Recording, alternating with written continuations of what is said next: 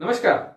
11 डिसेंबर हा दिवस संयुक्त राष्ट्र महासंघाकडून दरवर्षी आंतरराष्ट्रीय पर्वत दिन म्हणजेच माउंटेन डे म्हणून साजरा केला जात असतो आणि या दिवसाच्या निमित्त दरवर्षी एक थीम ठरवण्यात येत असते।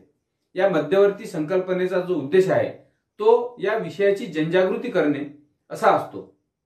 आपल्याला माहिती आहे की या वर्षीची पर्वत दिवसाची थीम आहे ती आहे माउंटेन बायोडायव्हर्सिटी अर्थात पर्वतांवरील जैवविविधता।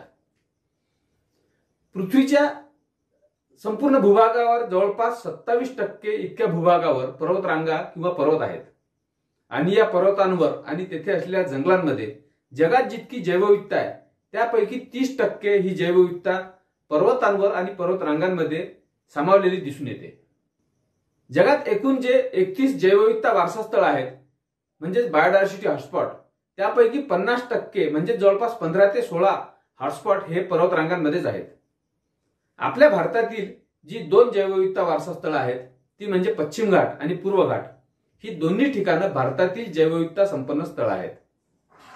पर्वतांमध्ये वनस्पती, प्राणी, पशु, पक्षी, कीटक, सरपटणाऱ्या प्राण्यांच्या विविध प्रजाती यांची विविधता तसंच या पर्वतांमध्ये प्रदेशनिष्ठ म्हणजेच एंडेमिक असलेल्या अनेक प्रजाती ह्या जंगलांमध्ये वास्तव्य करून असतात। याशिवाय या भागाशी एकरूप झालेली पाळीव प्राण्यांची जैवविविधता व मानववंशीय विविधता सुद्धा यामध्ये सामावलेली असते। येथील वेगवेगळ्या परिसंस्थांमुळेच पर्वत म्हणजे जणू काही जनुकीय भंडारच। अलीकडे पर्वतांवरील वाढते अतिक्रमण आणि मानवाने केलेल्या बदलामुळे व तथाकथित विकास कामांमुळे अनेक ठिकाणी पर्वत आणि त्यावरील जैवविविधता धोक्यात आलेली आहे। सध्या पर्वतांवर वाढती लोकसंख्या, त्या अनुषंगाने होणारी विकास कामे, रस्ते, पूल, रस्त्यांसाठी व विविध उत्खननासाठी कापले जाणारे पहाड, त्यातून होणारे भूस्खलन, ग्लोबल वॉर्मिंगमुळे हिमनद्यांची वितळणे तसेच पर्वतांवर अशाश्वत पद्धतीने केली जाणारी शेती व त्यामुळे जमिनीची होणारी धूप अशा अनेक समस्यांनी पर्वतांवर आज अतिक्रमण केलेले आहे। एकूणच पर्वतांमधील जैवविविधतेचा ऱ्हास व तेथील एकूण वातावरण झपाट्याने बदलताना आपल्याला दिसते आहे। भारताच्या शिरपेच्यात असलेली हिमालयाची पर्वतरांग, याशिवाय भारतामध्ये पश्चिम घाट, पूर्व घाट, मध्य भारतात असलेली सातपुड्याची पर्वतरांग आणि मैकाल पर्वतरांग अशा विविध पर्वतरांगा आपल्या देशामध्ये आहेत आणि आपल्या गिर्यारोहकांसाठी ही सर्व ठिकाणं अतिशय महत्त्वपूर्ण आहेत।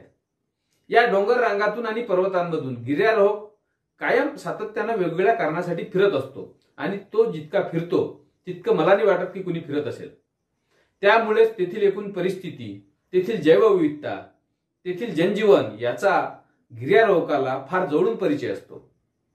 त्यामुळेच पर्वतांवरील जैवविविधता आणि एकूणच पर्वताचे संवर्धन व्हावे यासाठी आपण सर्वांनी पुढाकार घेण्याची आज आवश्यकता आहे आणि या आंतरराष्ट्रीय पर्वत दिनानिमित्त आपण याची सुरुवात करू शकतो। तर आपण आज असा विचार करूया की आपण पर्वतांचं किंवा पर्वतांवरील जैवविविधतेचं संवर्धन कसं करू। आपल्याला आंतरराष्ट्रीय पर्वत दिनानिमित्त सर्वांना शुभेच्छा देतो आणि थांबतो। धन्यवाद।